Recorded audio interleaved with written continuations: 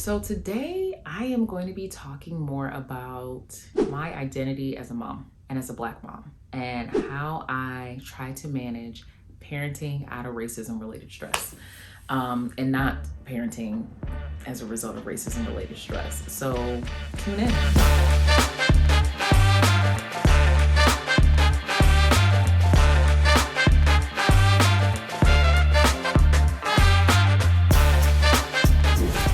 Okay, so Dr. Martin here. I don't know if you watched the previous videos, but I have two sons, and I am such a girl's girl that I feel like it's so funny that God decided to give me two boys.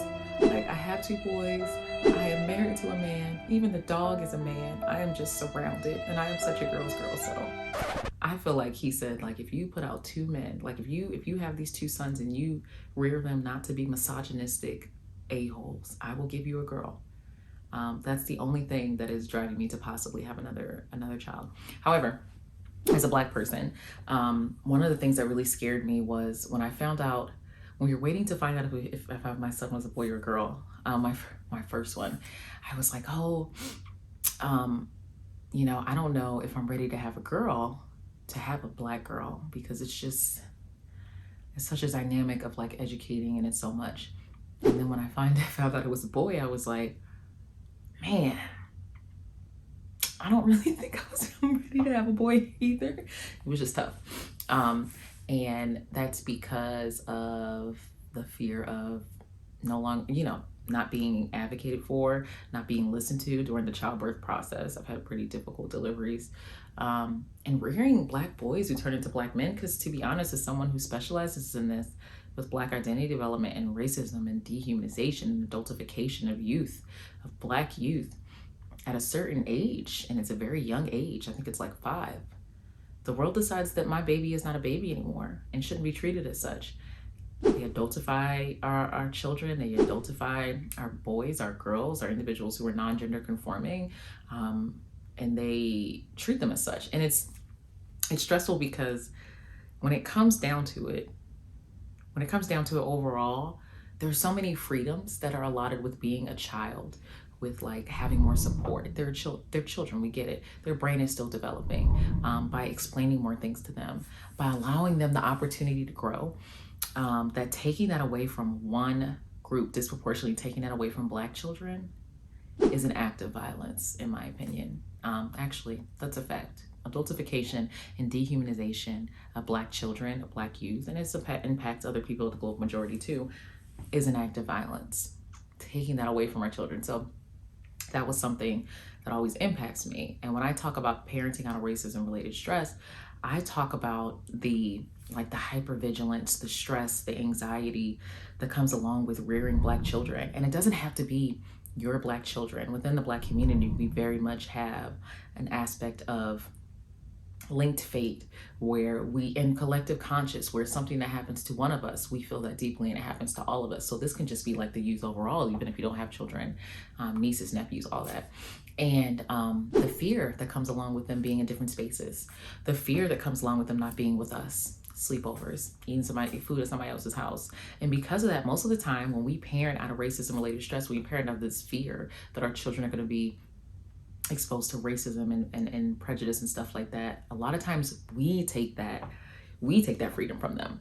We focus on educating them on prejudice and privilege and power and the implications of that within European Americans, and then we forget to nurture. We tell them they can't go to that sleepover, and we don't tell them why. And we don't provide a different opportunity for them to engage with their peers. Because even if the fear is valid, we're taking away an opportunity for them to socialize, and we don't provide them with something else. It's just a no, you can't go. So one thing that helps me, and with other parents who may be struggling with this, is one, the support system. When I talk about taking away opportunities from children, oh, you can't do that sleepover because I don't know everyone's that's going to be over there. I always feel like you need to provide an alternative. It can be someone coming over to your house. It can be taking the children out to somewhere. And it ain't got to be a bunch of children because, I ain't got money for everybody, but it could be that. Even craft days, one of the main reasons why I love Dollar Tree is because it really provides the opportunity for reasonably priced fun.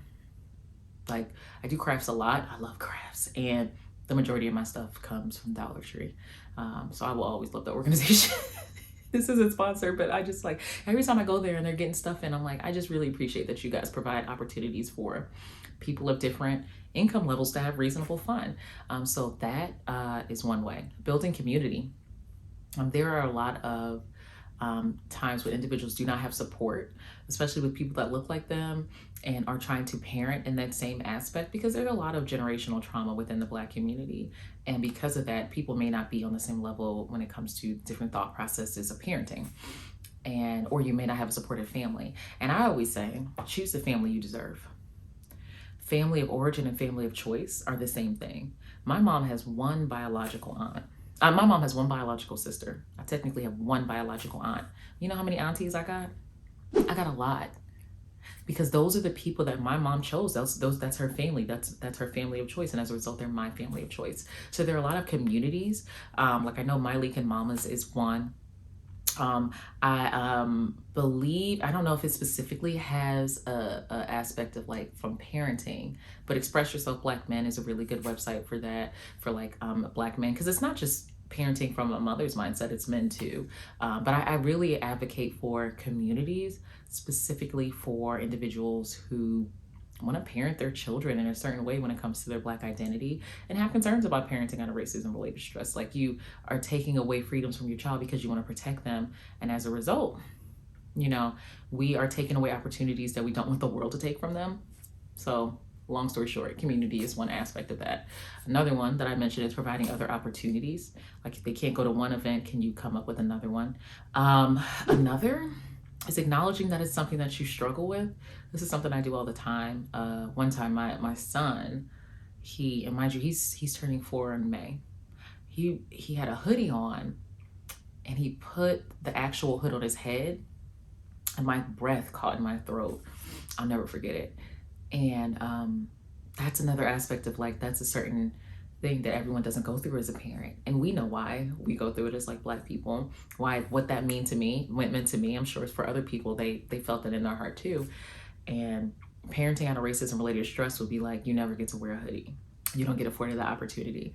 And one way of processing that is a lot of times I'll state things like my child is safe. I'll have conversations. I have a psychologist too. I'm a licensed clinical psychologist and I have a psychologist as well. And letting my child be aware of what's going on around the world. So he's 4, so it's very much like we talk about the general stuff about like consent and being safe and, you know, knowing our phone number. And if someone makes you feel uncomfortable, you know, we should be around. But like, you know, you can say no to adults too, and consent can be removed at any time. But as they get older, and this is something that I work with other parents on, Black identity development means balancing the protective messages of bias and prejudice and mistrust, and then balancing the proactive messages of empowerment and pride in your culture. And the goal is always to educate without inciting kind of fear. And with that, you really have to work on instilling values in your children. And once you realize that they have a certain level of values within themselves, you have to be more comfortable with them trying that out outside of you. And that also helps me with what I know is going to come up when it comes to racism related stress. And creating a safe environment for my child to know that like when they feel unsafe or they're in a dangerous situation, whether or not they snuck out and they got into the dangerous situation or if it was somewhere I allowed them to be, that they can come to me. There are so many times when I'm dealing with parents and they say like, the world is a hard place, so I need to prepare them for that. And I encourage you to think of the world as a hard place. So I want my home to be a soft place for my children to land, because there's so many things that are going to be negative and difficult for our children as Black youth. I'm not going to be one of them. So I'm very much educate my children without instilling fear. There is, you know, you can do that. They should be aware of stuff. I'm not trying to raise someone who thinks that everything is like, you know, sunshine and unicorn farts. I'm not an idiot. However, I also want them to know good things about being Black, right? So that's what I've been thinking about a lot lately as my boys get older and taller. And I know it's coming that I want to make sure that I'm not always providing like one certain level of messaging.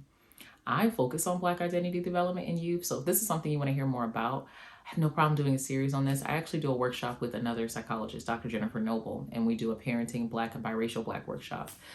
where we discuss this and specific examples and ways to help advocate for your children. But if you do want some videos on this, or if you want it to be a topic for one of the lives that I do, because I hope to do weekly lives in April, just comment below. I hope this was helpful. I oscillate between like the very much informational videos, but I also want you to get to know me as a person, and why I'm so passionate about this work, because it's not just what I do, it's what I'm embedded in. I'm rearing 2 Black boys. I don't know if I'll ever get a girl, but I'm rearing 2 Black boys. I'm married to a Black man. I am a Black woman, and I'm very much entrenched in this to improve the community for everyone around me. So like, comment, share, subscribe. Raquel Martin PhD on TikTok, Instagram, Facebook, and of course YouTube. And have a good day, night, evening. Be kind to yourself. That's all I got. Thank you.